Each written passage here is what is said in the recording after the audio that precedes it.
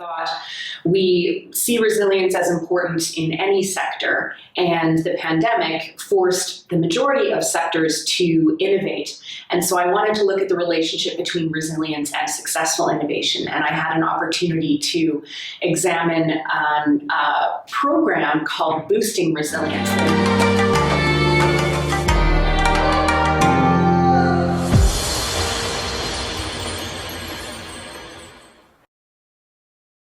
So today we have Diana Squires with us. Diana is originally from Canada, and she has spent the last period of her life in the UK doing a Master's of Innovation, Creativity and Leadership. She is a freelance consultant who currently is working on a number of projects involving resilience and creativity. So Diana is going to just share something of her stories, maybe something of a dissertation around the use of what she's looking at in helping organizations in this space. So Diana, welcome. Thank you. It's really a privilege to chat with you about things that I love to speak about. Perhaps you could start by just telling us a little bit of more of your background, just fill in some of the gaps, if you may. Sure. I started my career in the arts and culture sector and worked for a number of years in theater production, in arts management, arts marketing, arts fundraising, and I sort of treated that as an area of work that taught me a lot about human behavior and a lot about what motivates people. You have to understand that if you want to be a successful performer or writer or director.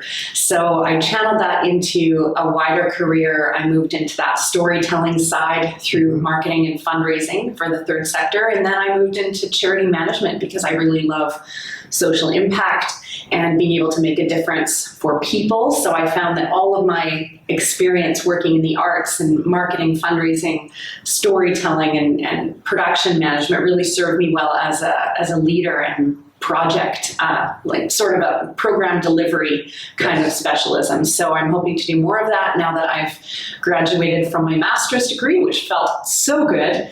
And I'm really glad that we're here to talk about some of the things that are really critical for organizational leadership and social change. Yeah. So if we drop straight into the dissertation piece, give me a flavor of what that was about. Sure. I was wanting to see how the pandemic had it brought to light some success strategies for arts and culture organizations in the UK. I thought we see resilience as important in any sector, and the pandemic forced the majority of sectors to innovate. And so I wanted to look at the relationship between resilience and successful innovation. And I had an opportunity to examine a program called Boosting Resilience that a number of UK arts organizations had participated in. It was a 3-year program. It concluded just less than a year before the pandemic upended the industry. And so I thought, well, this would be interesting to see how did this training and resilience equip our organizations for a time of testing. And so I thought this would be a great way to see what did you learn that was useful later, what was maybe not so useful, what are some new things that were strategies that helped you that maybe weren't covered in that program, and just dive into what had worked for people so that I could come up with some guidelines that other arts organizations could use to successfully remain resilient and then be progressively innovative with that resilience as a foundation. You know, if I was a conspiracy theorist, I would have thought you engineered the pandemic to fit your dissertation. Because this is perfect in terms of you've been part of a process, you've delivered a process, and now you've got a real life opportunity to see whether or not this thing actually works in practice or how it works in practice, which is, I suppose, more to the point. Yeah. And that program was... Well, sorry, I'm not a conspiracy theorist, by the way. Well, if we all have these things that we wonder about sometimes. So if that's in your imagination, it's coming from a creative part of you, I'm sure. Oh, thank you. But yeah, the Boosting Resilience program, it was funded by Arts Council England, and I was able to share with them my research after it concluded. And it was produced, this 3-year educational program was produced by the place where I got my master's, the Center for Creativity and Professional Practice, was part of Bayes Business School, and then it was co-produced by the Culture Capital Exchange. And I've been in touch with all of these parties through and after my dissertation, and it was just exciting to see how they came together and invested in the industry. And then the response a couple of years later was really positive about how well it set them up to succeed. So I'm glad to know that there was real impact in what they invested in. Can you give us a little flavor of what the actual nuts and bolts of the delivery, the material, or the process over the years? Sure. Do you mean for the program or for my dissertation? For the program and your dissertation, I guess, because they're both connected. Yeah. Well, Boosting Resilience had a cohort of leaders in the cultural sector, very diverse, different disciplines of that sector. And then it was, there were residentials that were really a highlight of the program for many, where they would all come together, be on site several months apart. They would have had time to reflect on what they learned. There were teachings about logic models such as theory of change that are really helpful for organizations. There were teachings about identifying your assets and intellectual property, so you could capitalize on that. And people found, oh, we have assets that we didn't really realize we had. And I think as individuals, that's true for all of us. My outgoing social personality is a skill when I need relational time and extrovert energy to boost me up during times when I need that. So being a socially confident person is an asset that I can recognize when I need to build up people energy. So in the same way, organizations have assets that this program helps them recognize and exploit in a positive way.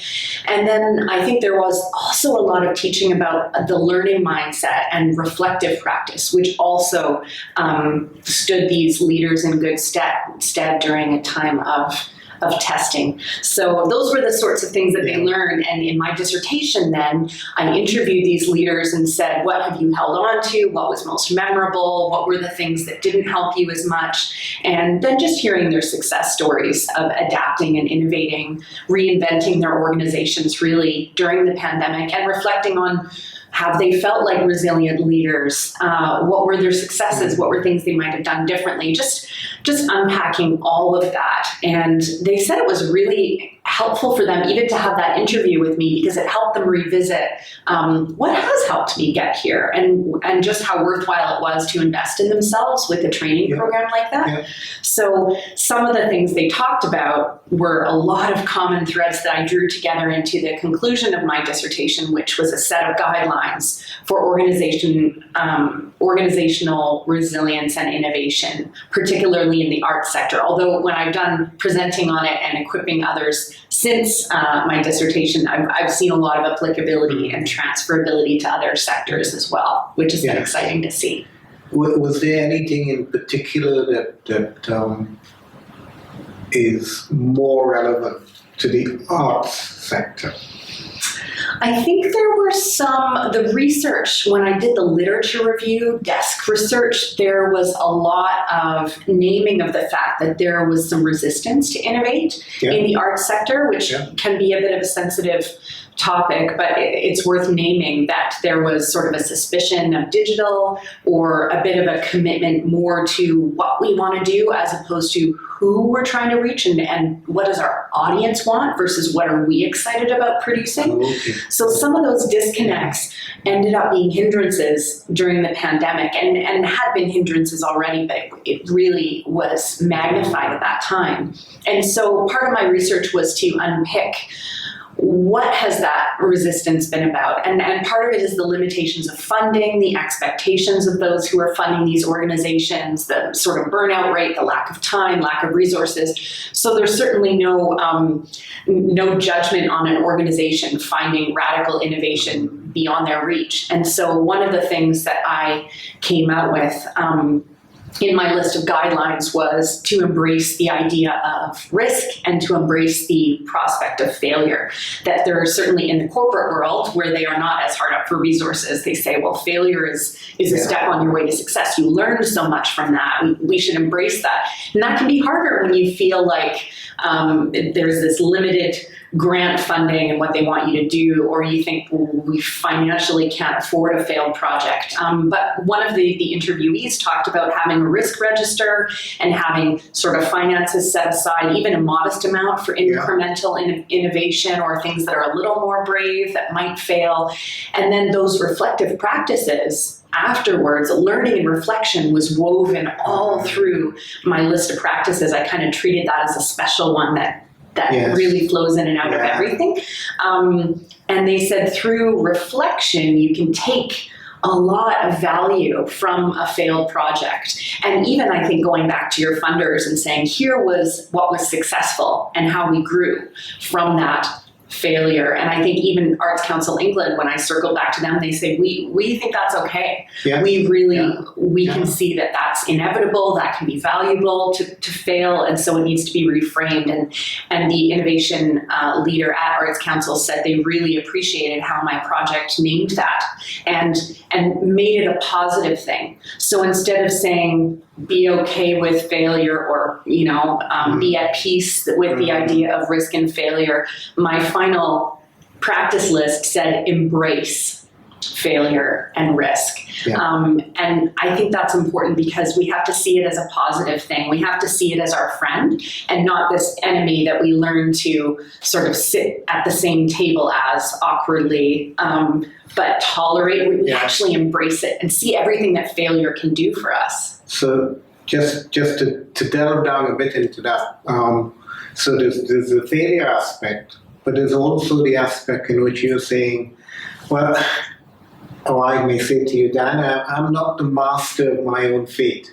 Somebody is paying me or funding me to produce X. So the sheer pressure of producing X is pretty much, it's like that weight on your shoulders, and you can't afford to fail. Or somebody else is saying, well, how can we produce something that may fail, and it's not just the funders, because the investment is not purely financial. The investment is in the people who I'm leading. So there's a top-down pressure, and there's the people around us the pressure is, because they want successful careers. They want to end up in a flop of whatever that flop may be. So in all of that pressures, there's individuals, and they're building corporate resilience still needs some way of building personal resilience. So just how do you marry that into what we've been talking about? Yeah, one of the practices was invest in people. And what came up in the desk research and my interviews was that you can't be resilient if your people are not resilient. And so, as you say, that there's a team of people pulling together, and if members of that team are falling off, then you're not going to get where you can go, and things cave. And what was really impressive about the organizations I interviewed is that none of them had a leadership change in the year and a half of pandemic upheaval. None of them had sort of staff turnover other than things that were necessary, sort of temporary redundancies where people then received furlough. That was not something that hurt them. And they recognized that they needed to invest in people's mental health, their energy. And I think the other thing connected with investing in people within your organization is what I termed innovate sustainably. And that I think was the favorite. I think that was the favorite practice of the leader at Arts Council England that I spoke to a few months after handing this in, that they said that's a really good way to put it, because sustainability, whether it's about the pace you choose, whether it's about the resources that you have, whether it's about how much change your audience will accept and the pace of that, I think that's a good mindset. And for me, as an individual, I have to think about sustainability. Am I taking on too many commitments? Am I giving more than I'm sort of resting? And that sustainability we always have to think about. And when I get inspired and full of energy and I have lots of offers of work, then I want to take it all and I want to say yes to it all. And after a couple months, I might find myself flagging. Drifting down. It happens to all of us. I think the temptation to overcommit. So when you talked about the pressure of I'm not allowed to fail, the stakes are too high. I think that's applicable with individuals as well as organizations. If you are self-employed and you don't have a financial safety net, or if you're a parent and you're saying, I can't afford to fail and see my child go off the rails or see our relationship suffer. So I think everyone, and a good friend of mine who finds barriers to her success in business because of the color of her skin. And she said, I see other people around me who seem to have a lot more permission to learn and grow and try things. And she says, I feel I have to work twice as hard because of unconscious bias. And so I think there is a lot of pressure to overperform. And then how's that going to impact our mental health, our spiritual health, our physical health? So we need to look at that, and we need to have compassion for each other as well. For our coworkers, for the people we supervise, the people who supervise us. We need to see ourselves as a group of humans, not a group of work functions. Yes, that's really true, because sometimes, certainly within organizations, even families or organizations, there's the role of mother, there's the role of father, there's the role of eldest, and there's the role of the youngest. And everyone seems to have some kind of attachment to, this is what this person does, this is what this person does, this is what this person represents. And working through all of that to come up with a result. And I think it's fairly easy with a family unit. So the role of the family is 1, 2, 3, 4, 5. And you pick that and you say, right, well, actually, there's a unconscious, most of the time, contracting of what this unit represents and what are we trying to achieve in the fullness of time. And so even that minutiae, there's something going on that I think there's a thread that runs right through, because at the end of it, they're individuals in an organization. Yeah, and I think something that you just said is I think your words were remembering or thinking about what you're trying to achieve. And one of the practices in my final list was stay connected to passion and purpose. Yes. What do you love and value? And then what are you trying to do and why? And some of them said, one of them, she was an independent arts practitioner who worked for a number of organizations. And she said, we always need to think, is this still the right goal? Is this relevant? Is this going to move us forward? Is this in tune with our current culture? And then another person, I was interviewing 2 teammates from the same organization, and they said, we regularly talk about what are our values? Is the work that we're doing in line with those values? Because it is easy to drift, especially if there's chaos around you, and we can sometimes default to mechanisms that are not healthy, or mechanisms that are sort of scarcity driven or survival driven. You don't just want to survive, you want to thrive. Yeah. And I believe you can still do that, even if it's a really difficult time. And I've seen that from the organizations that I've spoken with. And I think that's important to realize, if you say there's a survival bit, because yes, you need a baseline of survival, because no survival, no thriving. Yes. Yeah, foundation, like Maslow's hierarchy of needs. But at the same time, there's always the hidden way in which we settle into something that's comfortable. And the comfort brings the phrase traditional, it brings this is the way we've always done this. And because we're comfortable. Yeah. I think that's a fairly human standard right across the board. Yeah. Until something comes along and rocks the boat. Yeah. And we've had something that's rocked the boat in the last couple of years. Just to swing it onto a personal resilience piece now, Diana, how have you engaged with the last 2 years of rocking? What's been your personal resilience practices? Right, that's a really good question. I've had to think a lot about that because, as you say, it's a scenario that has rocked us all, shaken us to our core. And something I just thought of when you were just speaking about you can get comfortable in the status quo, which is the anathema to innovation, certainly for an organization. But I think for an individual, I was gathering with some people last night for prayer, which is one of my regular resilience practices. And one of the individuals in our group was saying that she's struggled with depression for many years. And she said, I have gotten comfortable with this. I've seen it as something that's not going to change, and it's given way to this sense of hopelessness or even just apathy about it. And so she said, but I don't want to be comfortable with it. I don't want to see that as a normal that can never change. And that's an area where we were praying for her. So for me, almost 2 years now, things like lockdowns for an extrovert and for a creative person who wants to have stimulating experiences, and I come alive when I'm at the theater or at a concert, not being able to do those things, not being able to mix with people, not being able to hug people, that was just one of the most difficult experiences that I've ever had. And so I really had to look inward and say, what is meaningful and what is going to nourish me if certain forms of nourishment are cut off. And my faith and my spiritual practices, even though they were changed, I wasn't able to gather in person. With my spiritual community, we had to do things online. And I actually saw that there could be really powerful, meaningful spiritual connection online. And I did not think that was the case. And at the start of COVID, I was in Vancouver, and my spiritual community there started gathering online, and it was just lifeless. And I think there was a lot of fatigue. There was a lot of figuring out how we're going to do this. And a few months later, I moved to the UK and joined a new church here.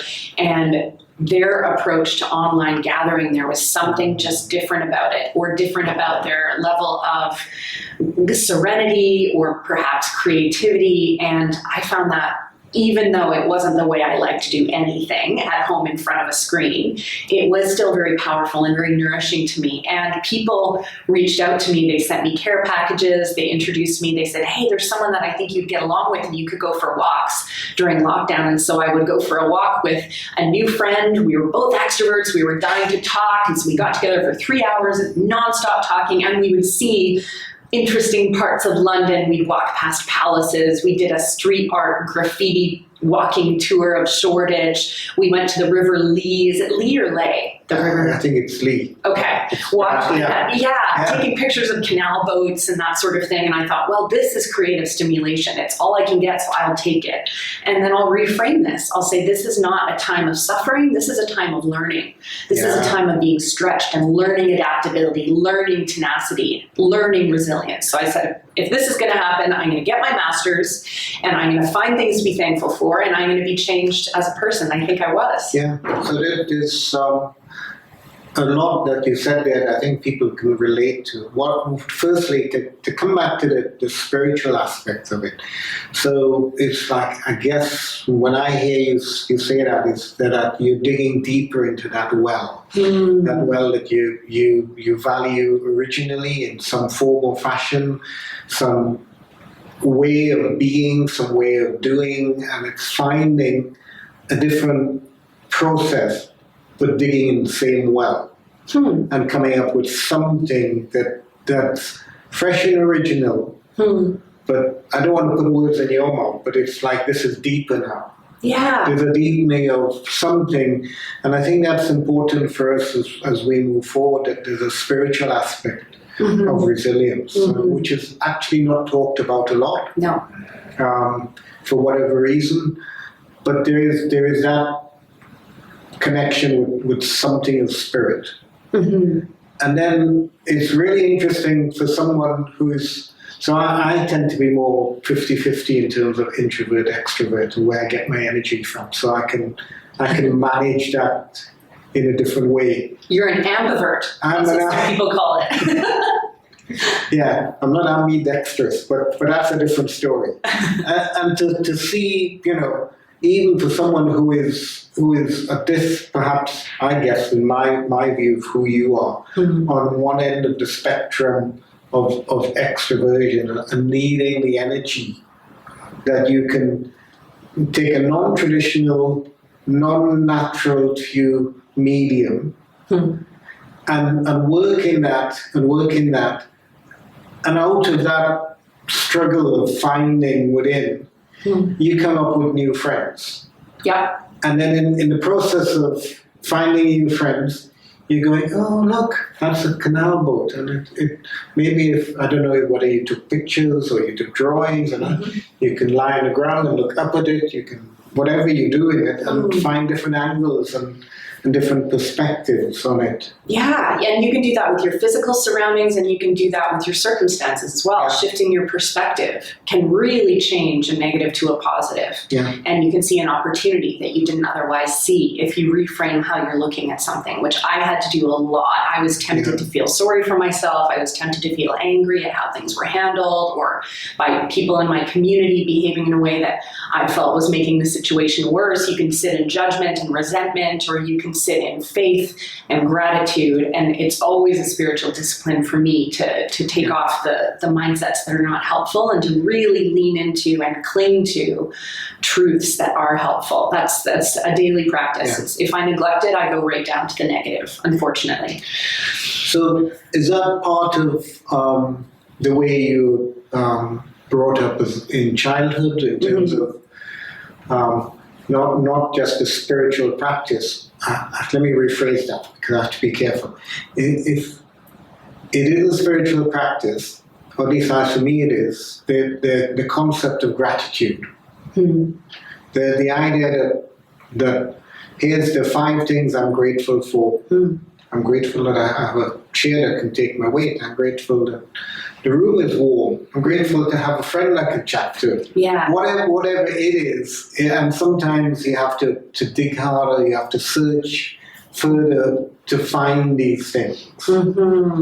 And so I guess what you're saying to me, or what I'm hearing, is the resilience piece is encompasses that. And the gratitude piece is also connected to the spiritual piece. Absolutely. Yeah, in my spiritual tradition, the Bible has a verse that says, give thanks in all circumstances. Yeah. And then one of the examples of that in the Bible is a man who was being persecuted and jailed for his faith, which still happens a lot today.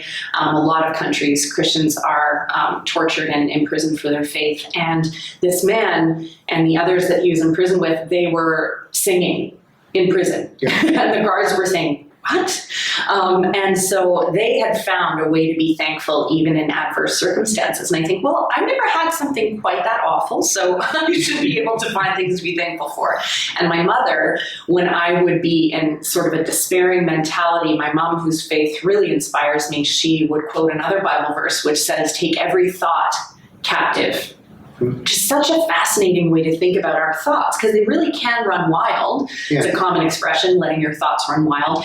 And if you take a thought captive and sort of look at it and say, is this actually helping me? Is this actually reflecting my values or how I want to live or how I want to feel? And I always thought, oh, life is happening to me, but my thoughts are still my choice. Yes. And I can take those thoughts captive. And if it's not helpful, to reframe it or dismiss it. So I have started just reminding people that I love about that as well, because our thoughts can really run away with us if we let them. Yes. No. One of my mentors, at least I call him a mentor, though I've never met him. He's definitely not, not connected, is Jim Rohn.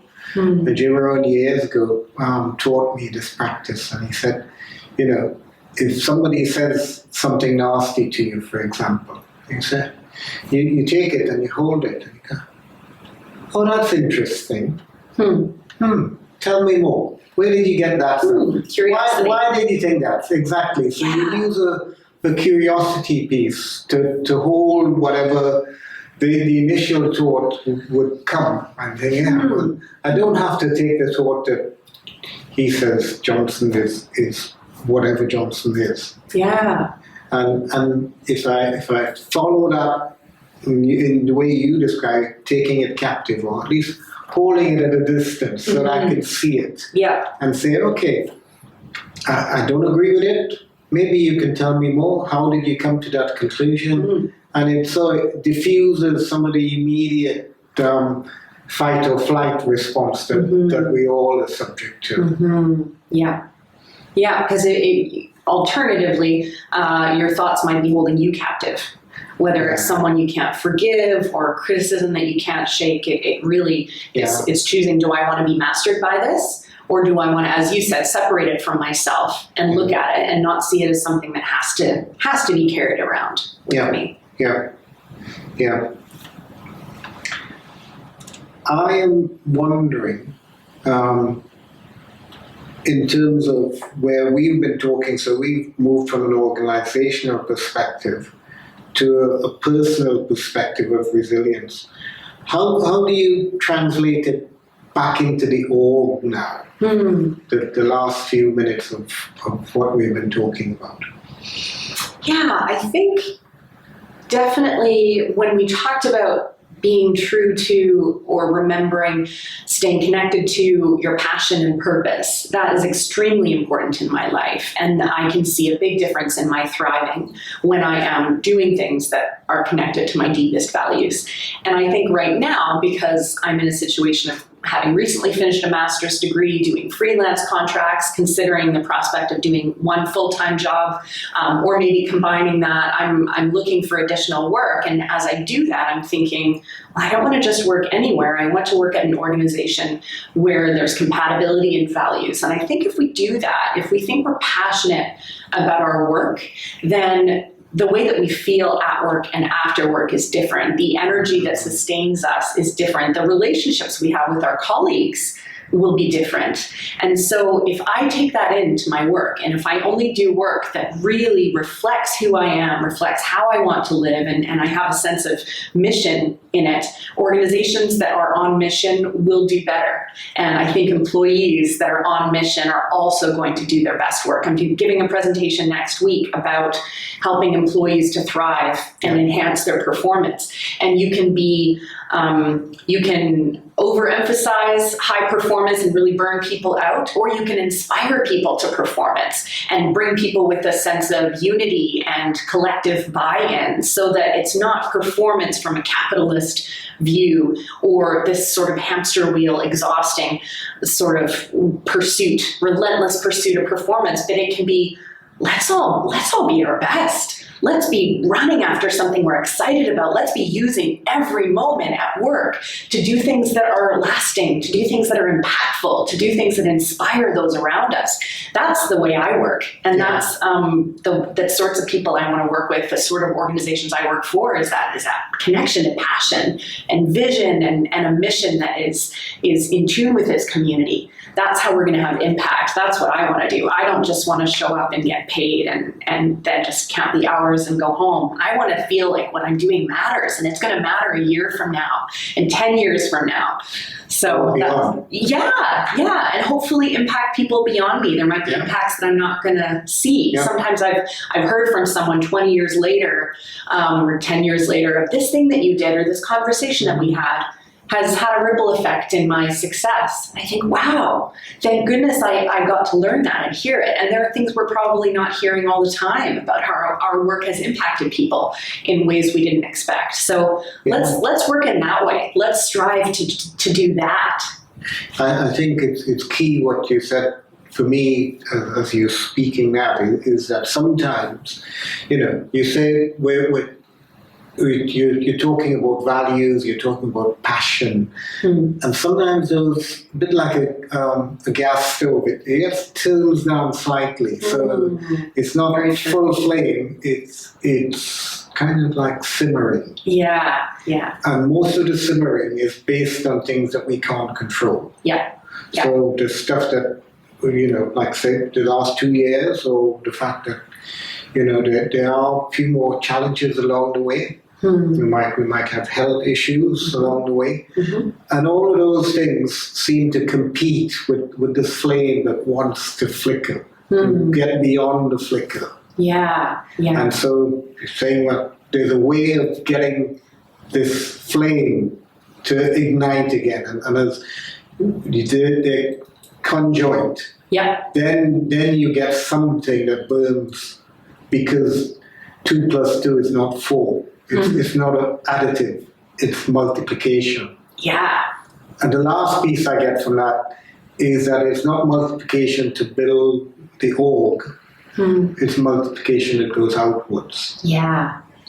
And that to me is key from what I think I hear you saying. Yes, yeah.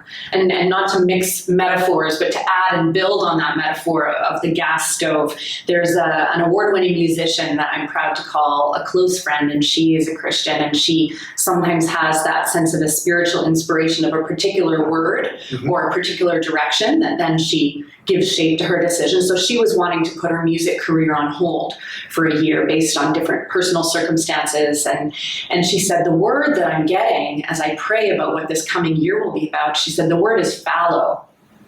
And she said the idea of letting soil rest for a certain time, because you don't want to over cultivate and sort of drain the nutrients from soil. If you want to have that continue to produce in the long term, you need those periods of letting it lie fallow. And she said, that's what I'm doing with my music this year. And it wasn't a lack of commitment or a lack of vision. It was a vision. It was a different sort of vision of allowing it to rest. And she felt really strongly convinced that this was a meaningful spiritual inspiration that would carry her in the next year. And I watched her thrive as a result of that decision. I was so proud of her courage, and I was inspired by it. I'd never thought about that word in the terms of how I approach my own life. And I think when I took a year out from my career to do a master's degree, or at least a year out from full-time employment to do a different type of thing in my career, I thought, well, I'm not earning necessarily, I'm not producing